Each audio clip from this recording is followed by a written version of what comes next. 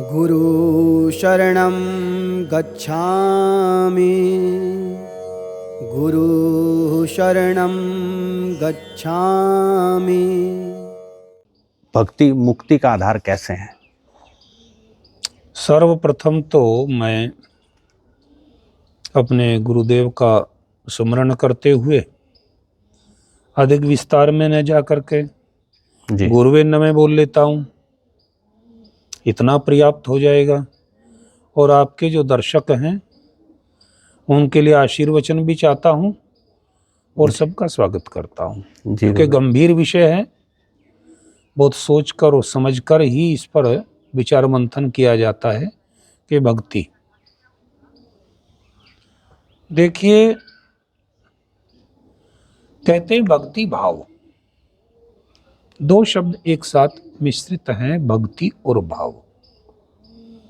भाव के बिना भक्ति नहीं होती, निष्ठा के ना बिना भक्ति होती नहीं है। दूसरे, भक्ति के लिए आवश्यक नहीं है कि व्यक्ति के पास कोई सामर्थ्य हो या कोई धन संपदा हो, ये आवश्यकता नहीं है। पूजा के लिए है, यज्ञों के लिए है, और अन्य अन्य धार्मिक अनुष्ठान है, उनके लिए धन इत्यादि की आवश्यकता है। बड़े बड़े यज्ञ होते हैं, विशाल यज्ञ होते हैं, होते हुए भी भक्ति से ही हैं, लेकिन उनमें और भक्ति में विशेष रूप से बहुत बड़ा अंतर है जी। अब भक्ति के लिए आवश्यक नहीं है किसी की भक्ति करें, और अपने इष्ट को अपना सखा मित्र भी माना जा सकता है। मान्यवर जी, मैं यहीं से आरंभ करता हूं। भक्ति के लिए मित्र भी माना जा सकता है जी, प्रिय भी माना जा सकता है जी, और स्वामी भी माना जा सकता है जी। किसी प्रकार के भी अलंकरण और विशेषण से परे की चीज है भक्ति जी। और ये अपना इतना गूढ़ आपका विषय है, इतना गहन चिंतन का विषय है कि ये बहुत जैसे समुद्र की गहराई नहीं होती है, समुद्र की अथाह गहराई, तो भक्ति को भी ये मानिए, भक्ति भी समुद्र की अथाह गहराई के जैसे ही है जी। अपने ईश्वर को संपूर्ण समर्पण के साथ व्यवहार उसके साथ कर, यानी भक्ति में फिर व्यवहार आ गया जी।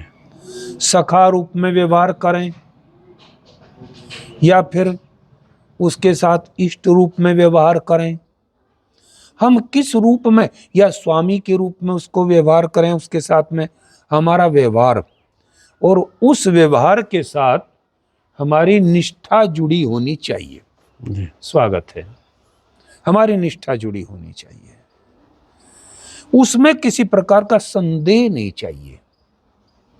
जब भक्ति मार्ग पर हम चलें तो हमें अपने इष्ट के साथ में व्यवहार करते हुए कोई संदेह नहीं, संदेह से परे चाहिए जी। और तर्कों से परे चाहिए, यानी एक दूसरा विषय ये इसमें है, जहां किसी प्रकार से भी भक्ति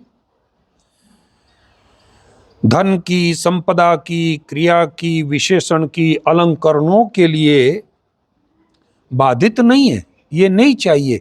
उसी प्रकार उसमें शंका भी नहीं चाहिए, यानी पूर्ण विश्वास चाहिए, और तर्क भी नहीं चाहिए।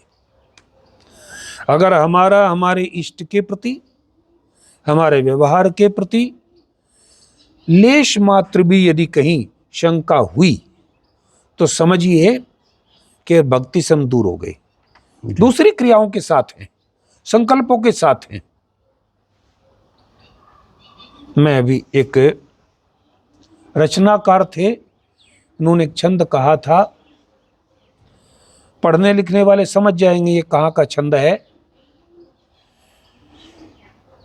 और इस भाव से ओतप्रोत भक्ति को समझा जा सकता है यहां से जी। क्या कहती हो ठहरो नारी, संकल्प अश्रुजल से अपने। ये भक्ति की मनोदशा देखिए क्या है। नारी को भक्ति मान लिया, तुम पहले ही दान कर चुकी अपने सोने से सपने।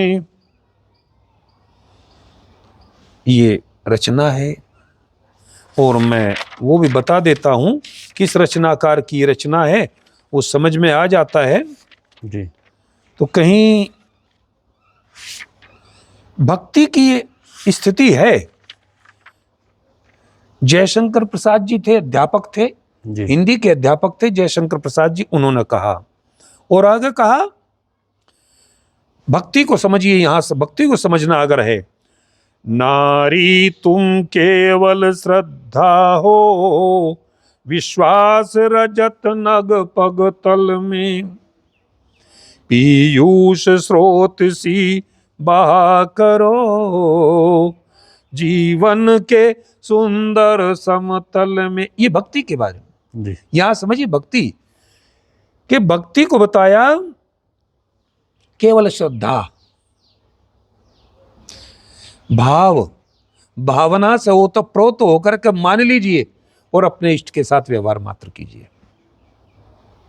कोई बहुत बड़े अनुष्ठान की आवश्यकता भक्ति में नहीं है, मैं नहीं मानता। हठ योग की आवश्यकता नहीं है, कोई समाधि की आवश्यकता नहीं है, केवल सुंदर व्यवहार की आवश्यकता है। कोई धन की नहीं, किसी आडंबर की आवश्यकता नहीं है।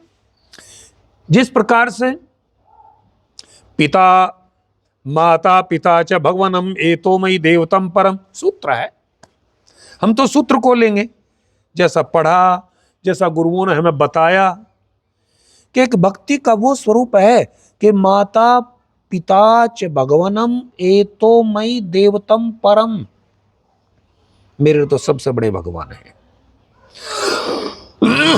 और मैं उनकी भक्ति करता हूं, माता पिता की भक्ति करता हूं। कई बार ऐसा हुआ कि भगवान दर्शन देने के लिए आए और माता पिता की सेवा चल रही थी और भगवान को कहा प्रतीक्षा करो, दर्शन बाद में दे लेना, दर्शन और मुक्ति बाद में प्रदान कर लेना, पहले मैं पिता की सेवा से निवृत्त हो जाऊं या पति की सेवा से। मैंने अभी कहा था प्रिय भी हो सकता है, प्रिया भी हो सकता है, और बड़े तो मैं माता को मानता हूं, 9 महीने गर्भ में धारण करती है और सारा इस प्रकार जीवन यापन सेवा शुश्रूषा करती है, तो इस प्रकार से कोई छोटी बात नहीं होती है। तो ये कहा पीयूष स्रोत सी बहा करो, जीवन के सुंदर समतल में। अब यह रेखाओं का समझना होगा। एक तो समतल रेखा होती है और एक वक्र रेखा होती है। जितने पढ़ने वाले लोग हैं, सीखने वाले लोग हैं, जो गणित को पढ़ते हैं, जिन्होंने गणित पढ़ा है, पढ़ाने वाले हैं, वो जानते हैं समतल रेखा का और वक्र रेखा का अंतर कितना है। 2 बिंदुओं के बीच में समतल रेखा की दूरी सबसे कम होती है जी।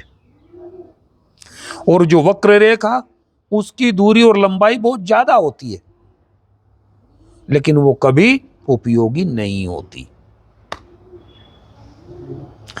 हमारी उपयोगिता समतलीकरण में है, सहजता में है, सरलता में है।